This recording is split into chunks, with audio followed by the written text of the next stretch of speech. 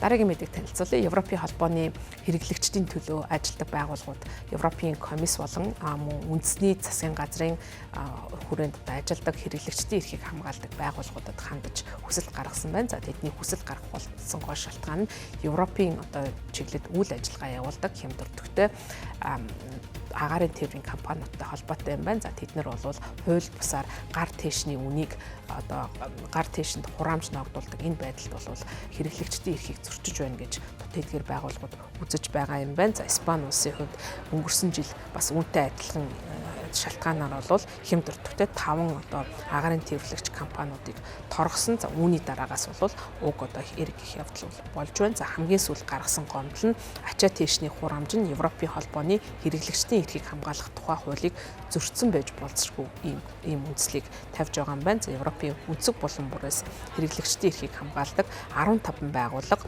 эвсэл болсон. За энэ дээр эвслийн хүрээнд бол хямд өртөгтэй агаарын тээврийн компаниуд хууль бус ачаа тээшний хураамжийг зөв бусаар ногдуулж ашиглаж байгаа явдалд бол гомдол гаргасан байна. За эдгээр гомдолд дурддагдсан компаниуд дотор EasyJet, Norwegian Air Shuttle компани, Ryanair, Transavia, Volotea, Vueling, за Wizz Air гэсэн компаниуд хамрагдаж байгаа юм байна. Эдгээр хэрэглэгчдийн төлөөх байгууллагуудын мэдэгдэж байгаагаар өнөөдөр бид энэ гомдол гаргасан гол шалтгаан нь бол хэрэглэгчдийг мөлжиж гар тээшинд хураамж ногдуулдаг хууль бус үйлдэлтэй тэмцэх зорилготой юм гэж мэдэгдсэн. За гар тээшний төлбөр нь Европын шүүхийн 10 гаруй жилийн өмнө гаргасан шийдвэртэй зөрчилдөж байна гэж хэрэглэгчдийн эрхийг хамгаалах бүлгүүд үзэж байгаа юм байна. За 2014 онд Европын шүүхээс гар тээшинжийн хэмжээсийн хувьд боломжийн гэсэн шаардлагыг хангасан холбогдох аюулгүй байдлын шаардлагад нийцсэн тохиолдолд нэмэлт хураамж авах боломжгүй гэсэн шийдвэрийг гаргаж байсан юм байна. За гэтэл бол дээр дурдсан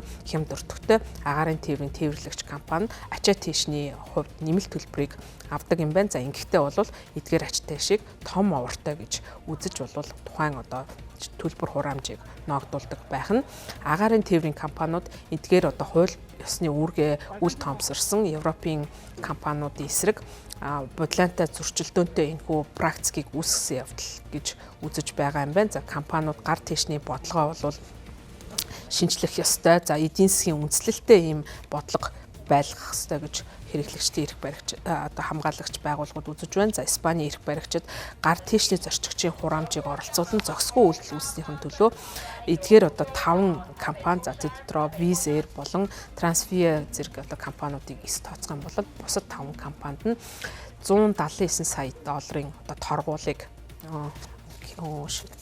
еврогийн байна. Испани эрх баригчид гар тээшний хураамж ногдуулж байгаа явдалд зохисгүй байдал үүсгэж байгаа. За ийм учраас бол энэ компаниудад 5 компани байгаа. За энэ дотор бол түрүүнд дурдсан Wizz Air болон Transavia-гаас бусад 5 компанид нь 179 сая еврогийн торгуул ногдуулсан. За энэ дотор хамгийн их торгуул авсан Ryanair компани. За тэдний хувьд 107 сая еврогоор торгуулсан байна. За дараагаар нь Vueling компаниг 39 сая еврогоор, EasyJet компаниг 29 сая еврогоор торгуулсан юм байна. За саяхан бас энэ асуудлаар судалгаа хийсэн байна. Trading VT нэртэй сайт бол Европын агаарын тээврийн компаниудын үндэсний нислэгийн тийзээр авдаг олон тооны далд хураамж татваруудын талаар судалсан юм байна. За тэдний гаргасан тайлангаас үзэхэд Wizz Air компани хувьд гэхэд агаарын тээврийн компаниудын нислэгийн тодорхой бус хураамжаар авдгаараа бол тэргүүлж байгаа юм байна. За бүртгэгдсэн ачаа тээшний хураамж,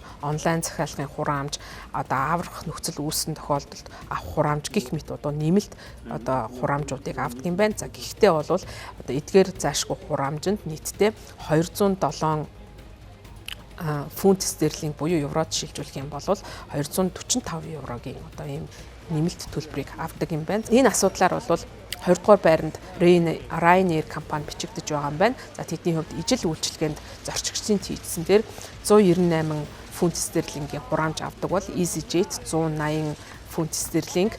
За энэ бол хамгийн өндөр төлбөртэйгээр 3 дугаарт орж байгаа Vueling компани 151 фунт стерлинг зэргийг хэрэглэгчдээс нэмэлтээр хурааж авдаг юм байна.